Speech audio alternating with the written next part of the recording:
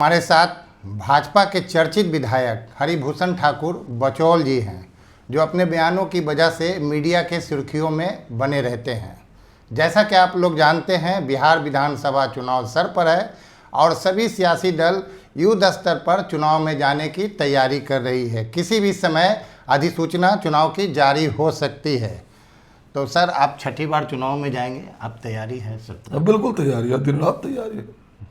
यही काम है, दूसरा कोई काम नहीं है, कोई अपार व्यापार नहीं है। आपने तो काफ़ी अंतर से पिछला चुनाव जीता था, तो अब जनता की जो आशा फिर जीतेंगे, काफ़ी अंतर से फिर जीतेंगे। जैसा कि आप जानते हैं कि अभी पिछले 15 दिनों से राहुल गांधी या इंडिया गठबंधन चुनाव आयोग की भूमिका के विरोध में अभी रोड शो किया था, लेकिन दरभंगा में माननीय मोदी जी की माता जी को गाली दिया गया। इसका आप देखिए, प्रतिक्रिया बताइए। माँ होती है और विश्व के यशस्वी नेता और भारत के लोकप्रिय प्रधानमंत्री नरेंद्र मोदी जी को माँ को गाली देना, जो इस धराधाम पर भी नहीं है, ये बिल्कुल कहीं से उचित नहीं है। और बिहार की जनता देखी है, ये मातृशक्ति का जगह है, माता जानकी का जगह है। इसका खामियाजा इंडी अलायंस को भुगतना पड़ेगा। इसके लिए आप दोषी किसको मानते हैं? दोषी है राहुल जी, दोषी है तेजस्वी जी, जो कह रहा था वोट चोर गद्दी छोड़, और फिर परसों तेजस्वी जी अपने सांसद विधायकों को क्या कहें कि देख लो किसका नाम जोड़ना है, किसका नाम कटाना है। ये लोग डबल स्टैंडर्ड वाले लोग हैं। चुनाव आयोग ने अभी जो मतदाता सूची पुनरीक्षण चल रहा है, इसमें 65 लाख लोगों को मतदाता सूची से बाहर कर दिया है। क्या मरे हुए का भी नाम रहे?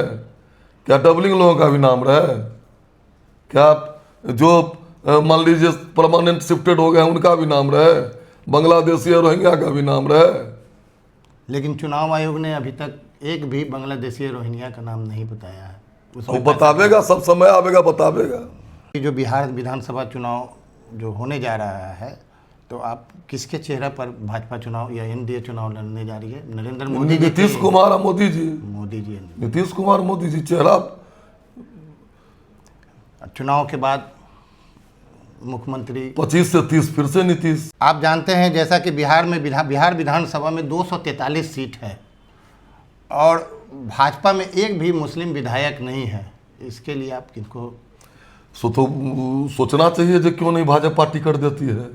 गैस भी लेते हैं, सड़क पर भी चलते हैं, पुल पर भी चलते हैं, राशन भी लेते हैं, सुख सुविधा भी ले रहे हैं। मोदिया ही कहते हैं, उनको देश के सड़क से यही सबसे कुछ मतलब है मुस्लिम बंधु को।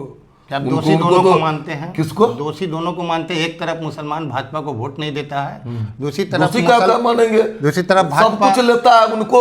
वो मस्जिद में मीटिंग करेंगे या एक दिन तय कर लेंगे जिसके दिमाग में हो दारुल अरब, दारुल इस्लाम, जिहाद, उद्देश्य सोचता है, सड़क सोचता है, बिजली सोचता है, वो मदरसा का उन्नतीकरण सोचता है, नौकरी सोचता है। एक दिन मीटिंग होगा, फिर नीतीश कुमार भाजपा को गोल कर देगा। भारत में मुसलमानों की संख्या 14% है और लोकसभा में मुसलमानों का प्रतिनिधित्व सिर्फ 4% है। बिहार में मुसलमानों की संख्या 18% है और बिहार विधानसभा में मुसलमानों का प्रतिनिधित्व सिर्फ 7.5% है। परसेंटेज से मुसलमान दोषी कौन है? देश भी ले लिया, रह भी गया। किसके उदारता से रहा? देश ले लिया कि नहीं? जितनी जनसंख्या थी उतनी जमीन भी ले लिया और रह भी गया। दिया हमको क्या? आतंकवाद, अलगाववाद, बमबार्डिंग। हम इस रोड से मूर्ति नहीं विसर्जन करने देंगे, इस रोड से इसको नहीं जाने देंगे। भारत में जो मुसलमान रह रहा है वो बाई चॉइस रह रहा है। कोई चॉइस नहीं रह रहा जी, नहीं। एकदम चलेगा क्या है? सब वोट दिया था, पाकिस्तान के समर्थन में वोट दिया था सब। 46 में जो चुनाव हुआ था, मुस्लिम लिंग विभाजन के आधार पर वोट मांगी थी, पाकिस्तान में हार गई थी। यहाँ का बांग्लादेश, आपको बिहार, यूपी, दिल्ली सब मुसलमान दिया था उसके समर्थन में वोट। और रोते राती बदल गया। कहे पटेल जी क्या हुआ जो रोते राती बदल गया? मतलब तो सोचा जाए वो मुसलमान देश ले लेंगे और इसको भी मुसलमान देश बनाने के चक्कर में लगल है, इसको भी पाकिस्तान जैसे नर्क बनाने के चक्कर में लगल है। समझे नहीं? यही बात है। जो हाशिए पे खड़ा हुआ मुसलमान है वो तो चौतरफा पिसा जा रहा है। तो विचारे दलित से भी बदतर है वो। सोचिए तो 20-20 को बच्चा जन्माइएगा तो दलित से बदतर नहीं रहिएगा। और बच्चा देता है अल्लाह, सब चीज दे सरकार, ऐसा कहीं हुआ है? कहाँ 20 बच्चा पैदा हाँ, ये है, देखिए जाकर के कितना कितना बच्चा है। हमने तो अभी नहीं देखा है। अब जाकर के देखिए ना, जाकर के देखिए ना, किसी मुसलमान को अभी रिसर्च आया है कि हिंदू की लड़की 18 से 25 तक जब शादी ही होती है 25 साल में, तब तक मुस्लिम के बच्ची को 3 से 5 बच्चा हो जाता है। रिसर्च है, जाकर के देख लीजिए। अंतिम एक सवाल और, आपके कुछ मुसलमान दोस्त हैं या नहीं? है, निश्चित रूप से। कौन हिंदू होगा इसको कलाम साहब पर गर्व नहीं होगा? लेकिन मानसिकता क्या है, कलाम साहब मरे तो 500 रुपये, 500 लोग था उनके जनाजा में, और उसी दिन कश्मीर में आतंकवादी मरा तो 25,000 था।